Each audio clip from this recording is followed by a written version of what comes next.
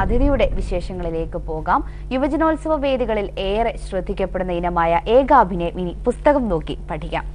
ഏകാഭിനയത്തിന്റെ ബാലപാഠങ്ങൾ കോർത്തിണക്കി കോഴിക്കോട് സ്വദേശിയായ വിനോദ് കോവൂരാണ് സമാഹാരം ഇറക്കുന്നത്. അറിഞ്ഞില്ലേ പൊന്നാര മോന്റെ വിശേഷങ്ങൾ? എവിടെ അവനെ കൊണ്ട് ഒളിപ്പിച്ചു വെച്ചിരിക്കുന്നത്? അറിയില്ല സാറുമാരെ, പഠിച്ചോനാണ് ഞമ്മക്കറിയില്ല. നമ്മളെ മോൻ കുറ്റക്കാരനാണെന്ന് തെളിഞ്ഞാൽ 5 മിനിറ്റ് കൊണ്ട് ഒന്നിലേറെ കഥാപാത്രങ്ങളെ അവതരിപ്പിക്കാനാവുന്ന രീതിയിലാണ് സ്ക്രിപ്റ്റുകൾ തയ്യാറാക്കിയിരിക്കുന്നത്.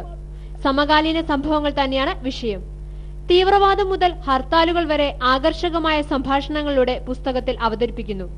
അല്ല വന്ന എപ്പോഴ് അൽഹംദുലില്ലാഹ് സൂറ എടി അന്റെ മോൻ സുൽഫീഖർ എയർപോർട്ടിൽ ലാൻഡ് ആയിക്കണെന്ന്. മോനെ ബസീറ, നീ ബൈക്കണ്ട, ബാഗ് ഒരു ടാസ്കിയും വിളിച്ച് പോരിട്ടാ. ബൈപ്പാസ് വഴി വരണ്ട, ബൈപ്പാസ് അറിയാൻ കൊണ്ടുപോയ നേരത്തെ തന്നെ പോര്. പരിശീലകനായി 12 വർഷത്തെ പരിചയമുള്ള വിനോദ് മത്സരവേദികളിൽ വിധികർത്താവായി എത്താറുണ്ട്. വിഷയം കിട്ടാത്തതാണ് പലപ്പോഴും കുട്ടികളെ മത്സരവേദികളിൽ നിന്ന് പിന്തിരിപ്പിക്കുന്നതെന്ന് വിനോദ് പറയുന്നു. അവർക്കൊക്കെ സ്ക്രിപ്റ്റ് കിട്ടാത്തതിൻ്റെ ഒരു വിഷമാണ് പലപ്പോഴും കണ്ടത് പല കുട്ടികൾക്കും. ചില കുട്ടികളുടെ കയ്യിൽ ഇങ്ങനത്തെ ഒരു സ്ക്രിപ്റ്റ് കിട്ടിക്കഴിഞ്ഞാൽ അവരത് മനോഹരമായിട്ട് ചെയ്തോളും. പെൺകുട്ടികളാണ് ഇപ്പോൾ ഏകാഭിനയ മേഖലയിൽ സജീവമായി രംഗത്തുള്ളത്. സാമ്പത്തിക ബുദ്ധിമുട്ടുകൊണ്ട് പരിശീലനം മുടങ്ങുന്ന കുട്ടികൾക്കും ഈ പുസ്തകം പ്രയോജനപ്പെടും. മനോരമ ന്യൂസ്, കോഴിക്കോട്. പുസ്തകത്തിന്റെ രചയിതാവായ വിനോദ് കോവൂർ ഇപ്പോൾ നമ്മോടൊപ്പം ചേരുന്നു കോഴിക്കോട് സ്റ്റുഡിയോയിൽ നിന്ന്. സ്വാഗതം വിനോദ്. എങ്ങനെയാണ് ഈ പുസ്തകം എന്നുള്ള ആശയം മനസ്സിലേക്ക് വന്നത്? എങ്ങനെയാണ് അത് ചിട്ടപ്പെടുത്തിയിരിക്കുന്നത്? ഞാൻ ഒരുപാട് കുട്ടികളെ ട്രെയിൻ ചെയ്യിക്കുന്നുണ്ട് മോണോ ആക്ടിൽ, ഏകാഭിനയത്തിൽ. അപ്പം ഒരുപാട് സ്ക്രിപ്റ്റുകൾ ഞാൻ തന്നെ ഇതിന് വേണ്ടിയിട്ട് ഉണ്ടാക്കുന്നുമുണ്ട്. അപ്പോൾ ഈ അടുത്ത കാലത്ത് പൂർണ്ണ പബ്ലിക്കേഷൻ നമ്മുടെ കോഴിക്കോട് TBS പുസ്തകശാലയായിട്ട് അവിടുത്തെ ഓണർ മനുവേട്ടനാണ് എന്നോട് ഇങ്ങനൊരു കാര്യത്തെക്കുറിച്ച് ഒരുപാട് എൻക്വയറി വരുന്നുണ്ട്. മോണാക്ടിനെ കുറിച്ച് പുസ്തകങ്ങളൊന്നും ഇല്ലെന്ന് ചോദിച്ചിട്ട് പാരൻസും ടീച്ചേഴ്സും ഒക്കെ എത്തിച്ചേരുന്നുണ്ടെന്ന് പറയുന്നു. അപ്പോൾ ആ കാര്യം എന്നോട് പറഞ്ഞപ്പോൾ എനിക്ക് തോന്നി. അപ്പോൾ അവരും പറഞ്ഞു ഇങ്ങനൊരു പുസ്തകം, ഏകാഭിനയത്തെക്കുറിച്ചൊരു പുസ്തകം ഇതുവരെ ഇറങ്ങിയിട്ടില്ല, അപ്പോൾ വിനോദൊന്ന് ശ്രമിച്ചോളൂ എന്ന് പറഞ്ഞു. അങ്ങനെ ഞാൻ ഒരു 25 സ്ക്രിപ്റ്റുകൾ, എൻ്റെ കയ്യിലുള്ള 25 സ്ക്രിപ്റ്റുകൾ പുസ്തകമാക്കാനുള്ള തീരുമാനമായിരുന്നു. കാരണം എനിക്ക് ഏറ്റവും കൂടുതൽ കോഴിക്കോട് ജില്ലയിലെ കുട്ടികളെയാണ് ഞാൻ പഠിപ്പിക്കുന്നത്. പക്ഷേ ഇത് ഇപ്പം കേരളത്തിലെ എല്ലാ ജില്ലകളിലെ കുട്ടികളിലേക്കും ഈ പുസ്തകം എത്തുമ്പം എല്ലാ കുട്ടികൾക്കും ഇത് ഉപകാരപ്രദമാവും. കഴിവുള്ള കുട്ടികൾക്ക് ഇതിലെ ഏതിനങ്ങളും നോക്കി പഠിക്കാം, മത്സരിക്കാം. ശ്രീ വിനോദ്, എങ്ങനെയാണ്? നമുക്കറിയാം ഏകാഭിനയം എന്ന് പറഞ്ഞാൽ ഭാവത്തിന് ഒക്കെ ഒത്തിരി പ്രാധാന്യമുണ്ട്. ഡയലോഗ് പ്രസന്റേഷൻ, അതിന്റെ മോഡുലേഷനൊക്കെ വളരെ പ്രത്യേകതകൾ വേണം ഓരോ കഥാപാത്രങ്ങൾക്കനുസരിച്ച്. ഇത് സ്ക്രിപ്റ്റ് വൈസിൽ മാത്രം പോകുമ്പോൾ എങ്ങനെ നമുക്ക് ഇതിനെ ഒരു ഭംഗിയായി സ്റ്റേജിൽ അവതരിപ്പിക്കാൻ കഴിയും? പ്രത്യേകിച്ച് ഇതിന്റെ ഒരു, നമ്മൾ പലപ്പോഴും തമാശയായിട്ട് പറയാറുണ്ട്, ഈ തപാൽ മാർഗം നീന്തൽ പഠിക്കുക എന്നൊക്കെ പറയാറുണ്ട്. എന്ന് പറയുന്ന പോലെ നമുക്ക് ചെയ്യാവുന്ന മോണോ ആക്ടിന് എങ്ങനെ അത് ഒരു പെർഫെക്ഷന്റെ കാര്യത്തിൽ ഈ ഒരു പുസ്തകം എങ്ങനെ സഹായിക്കും? അല്ല, എല്ലാ കുട്ടികൾക്കും സ്ക്രിപ്റ്റ് കിട്ടിയാൽ ചെയ്തോളണം എന്നില്ല. കഴിവുള്ള കുട്ടികൾക്ക്, ചില കുട്ടികൾക്ക് ഞാൻ കണ്ടിട്ടുണ്ട് അങ്ങനെ ചില കുട്ടികൾ അവരുടെ അടുത്തൊരു സ്ക്രിപ്റ്റ് കിട്ടിക്കഴിഞ്ഞാൽ അവരുടെ ഭാവന വെച്ചിട്ട് അവർ ചെയ്യും. പിന്നെ ചില കുട്ടികളൊക്കെ പാരൻസ് സഹായിക്കാറുണ്ട്, അങ്ങനെയും ചെയ്യാൻ സാധിക്കും. കാരണം ഒന്നിലേറെ കഥാപാത്രങ്ങൾ വരുന്നത്, അപ്പോൾ കഥാപാത്രത്തിൻ്റെ പൊസിഷൻ, അതൊക്കെയാണ് മോണോആക്ടിൽ ഏറ്റവും ശ്രദ്ധിക്കേണ്ട ഒരു കാര്യം. ഇപ്പോൾ യുവജനോത്സവ വേദിയിലൊക്കെ കുട്ടികൾ position, eye to eye contact, ഇതൊക്കെയാണ് ഏറ്റവും പ്രധാനമായിട്ട് നോക്കേണ്ടത്. അതൊക്കെയാണ് ചില കുട്ടികൾക്ക് വിട്ടുപോകുന്നത്. അപ്പം അങ്ങനെയുള്ള ഘട്ടങ്ങളിൽ എന്നെ വിളിക്കും, അപ്പം ഞാൻ പോയിട്ട് ഡയറക്റ്റ് ചെയ്ത് കൊടുക്കും. അപ്പോൾ അതിൻ്റെ ശരിക്കുള്ള പെർഫെക്ഷൻ, കാരണം സ്ക്രിപ്റ്റ് എഴുതിയ ഞാനായതുകൊണ്ട് അതിൻ്റെ തലത്തിൽ നിന്നുകൊണ്ട് എനിക്ക് ചെയ്തു കൊടുക്കാൻ സാധിക്കും. പക്ഷെ എന്നാലും എനിക്ക് ഒരുപാട് പ്രതീക്ഷ. ഇന്നത്തെ കുട്ടികൾ ഒരുപാട് സ്മാർട്ടാണ്, പണ്ടത്തെ കുട്ടികളെ പോലെയൊന്നും അല്ല. അവർ TV-യിലൊക്കെ ഒരുപാട് പ്രോഗ്രാമുകൾ കണ്ട് എങ്ങനെ ചെയ്യണം, എന്ത് ചെയ്യണം എന്നവർക്കറിയാം. ഒരു സ്ക്രിപ്റ്റ് കിട്ടിയാൽ മതിയായിരുന്നു എന്ന് പറയുന്ന എത്രയോ കുട്ടികളെ ഞാൻ കണ്ടിട്ടുണ്ട്. പിന്നെ സാമ്പത്തികവും ഇതിൻ്റെ പിന്നിൽ വലിയൊരു ഘടകമാണ്. ഞാനൊക്കെ ഇതുകൊണ്ട് ജീവിക്കുന്ന ഒരാളാണ്, കലാകാരനാണ്. അപ്പോൾ പലരും സാമ്പത്തികം, കാരണം ഫീസ് കൊടുക്കാൻ വകയില്ലാത്തത് കൊണ്ട് മോൻ എന്തെങ്കിലുമൊക്കെ ചെയ്താൽ മതി, അല്ലെങ്കിൽ മോൾ എന്തെങ്കിലുമൊക്കെ ചെയ്താൽ മതി എന്നൊക്കെ പറയാറുണ്ട്. അതൊക്കെ ഞാൻ ഒരുപാട് കേട്ടിട്ടുണ്ട്. പക്ഷെ ഞാൻ വളരെ കുറഞ്ഞ ഫീസിലും ഞാൻ കഴിവുള്ള കുട്ടികളെ ഞാൻ പഠിപ്പിക്കുന്നുണ്ട്. അപ്പം അങ്ങനെയുള്ള കുട്ടികളൊക്കെ മനസ്സിൽ വന്നപ്പോഴാണ് ഇങ്ങനെ ഒരു ആശയം വന്നത്. എല്ലാ കുട്ടികൾക്കും ചെയ്യാൻ സാധിക്കും. പിന്നെ ഇതിൻ്റെ മറ്റൊരു പ്രത്യേകത എന്ന് പറഞ്ഞാൽ മറ്റിനങ്ങളെ പോലെയല്ല മോണോ ആക്ട്. ഇപ്പം ഞാനൊക്കെ ഒരുപാട് കോളേജിലും സ്കൂളിലൊക്കെ പഠിക്കുന്ന സമയത്ത് ഒരുപാട് തവണ വിന്നറായിട്ടുണ്ട്. നമ്മുടെ കമ്മ്യൂണിക്കേഷൻ സ്കില്ല്, നമ്മുടെ പേഴ്സണാലിറ്റി, നമ്മുടെ ലീഡർഷിപ്പ് ക്വാളിറ്റി, ഇതിനൊക്കെ ഒരുപാട് അഭിവൃദ്ധി ഉണ്ടാവും നമ്മളറിയാതെ തന്നെ. വളരെ നല്ല ടോക്കറ്റീവ് ആയിരിക്കും മോണോആക്ടൊക്കെ ചെയ്യുന്ന കുട്ടികൾ. അപ്പം ഞാനൊക്കെ വളരെ വർഷങ്ങൾക്ക് മുമ്പ് പഠിപ്പിച്ച കുട്ടികളൊക്കെ ഇപ്പോൾ MBBS-നും എഞ്ചിനീയറിങ്ങിനൊക്കെ പഠിക്കുന്നുണ്ട്. അവരൊക്കെ വളരെ സ്മാർട്ടാണ്. ഇപ്പോഴും അവർ കാണുമ്പോൾ നന്ദി രേഖപ്പെടുത്താറുണ്ട്. വിനോദ്, തീർച്ചയായിട്ടും ഇതൊരു വെല്ലുവിളി തന്നെയാണ്. കാരണം പുസ്തക രൂപത്തിൽ ഏകാഭിനയത്തെ കൊണ്ടുവരിക എന്നൊക്കെ പറയുന്നത് സമകാലീന വിഷയങ്ങളാണ് പലപ്പോഴും ഏകാഭിനയത്തിൽ വിഷയങ്ങളായിട്ട് വരുന്നത്. ഈ പുസ്തകത്തിൽ ഏതൊക്കെ വിഷയങ്ങളാണ് ഉൾപ്പെടുത്തിയിരിക്കുന്നത്? ഇതിന്റെ രചനയെ കുറിച്ചൊന്ന് പറയാമോ? ഇതിലിപ്പം ഞാൻ ഇപ്പം ഏറ്റവും റീസെൻ്റ് ആയിട്ടുള്ള തീവ്രവാദം ഒരു സബ്ജക്റ്റായിട്ട് വരുന്നുണ്ട്.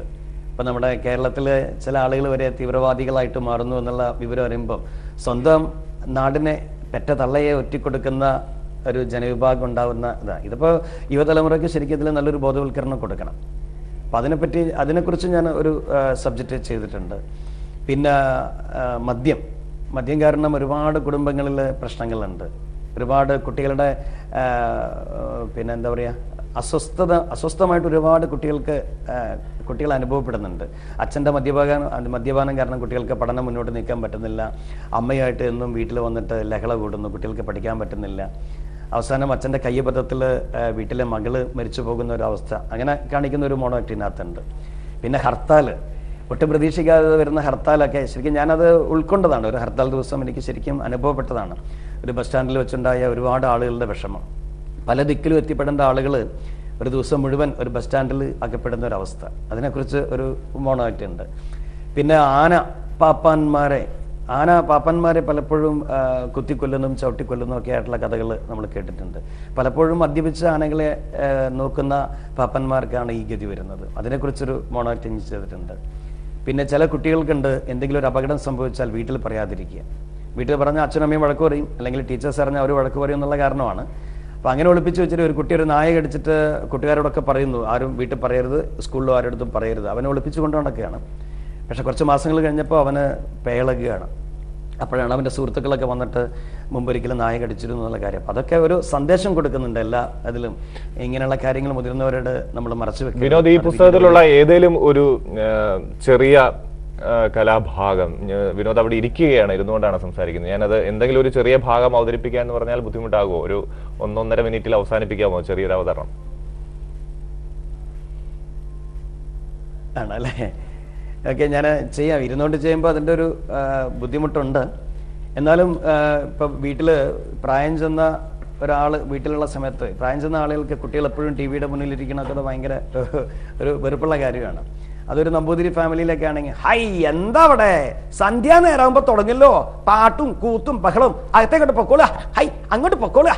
സന്ധ്യാനേരമാകുമ്പോ നാമം ജപിക്കുക എന്നൊരു ശീലമില്ല. എന്നാ പിന്നെ 2 അക്ഷരം ഇരുന്ന് പഠിക്കുക അതുമില്ല. ഏത് നേരം ഈ കുന്ത്രാണ്ടത്തിന്റെ മുന്നിൽ അങ്ങോട്ട് ഇരുന്നോളും. അന്നേ രാഘവനോട് ഞാൻ പറഞ്ഞതാ ഈ കുന്ത്രാണ്ടോട് പേടിക്കണ്ടെന്ന്. ഇതിവിടെ വാങ്ങിയ പിന്നെ കുട്ടികള് ഇതിന്റെ മുന്നിൽ നിന്ന് മാറിയിട്ടില്ല എന്ന് പറഞ്ഞാൽ മതിയല്ലോ. ഹൈ ശിവ ശിവ അങ്ങനെ പൊക്കോളുക ആശ്ലീകരങ്ങള്. വിനോദ് ചെറിയൊരു അവതരണം നടത്തി. എന്തായാലും ടെലിവിഷനെ അങ്ങനെ കുറ്റം പറയുന്നത് ഞങ്ങൾക്ക് അത്ര ഇഷ്ടമുള്ള കാര്യമൊന്നും അല്ല. എങ്കിലും എങ്ങനെയായിരുന്നു വിനോദ് ഈ ഒരു കലാജീവിതത്തിലേക്കുള്ള ഒരു വരവ് എങ്ങനെയായിരുന്നു? ഞാൻ സ്കൂൾ പഠനകാലത്ത് തന്നെ ഇങ്ങനെയുള്ള എല്ലാ മത്സരങ്ങളിലും ഞാൻ പങ്കെടുത്തിരുന്നു. മോണോ ആക്ട്, മിമിക്രി, പിന്നെ സംഗീതം, നാടകം എല്ലാത്തിലും ഉണ്ടായിരുന്നു, കഴിവ് തെളിയിച്ചിട്ടുണ്ട്. കോളേജ് തലത്തിൽ എനിക്ക് ഒരുപാട് പുരസ്കാരങ്ങൾ ബിസോൺ ഇന്റർസോൺ തലത്തിലും നിരവധി സംഘടനകൾ നടത്തിയ ഏകാഭിനയ മത്സരങ്ങളിലൊക്കെ എനിക്ക് സമ്മാനം നേടാൻ സാധിച്ചിട്ടുണ്ട്. അത് പിന്നെ നാടകത്തിലേക്ക് എന്നെ എത്തിച്ചു. ഒരുപാട് നാടകങ്ങൾ ഞാൻ ചെയ്തിട്ടുണ്ട്. കോഴിക്കോട് കേരളോത്സവ നാടക മത്സരത്തിൽ 4 വർഷം എനിക്ക് ബെസ്റ്റ് ആക്ടർ ആവാൻ സാധിച്ചിട്ടുണ്ട്.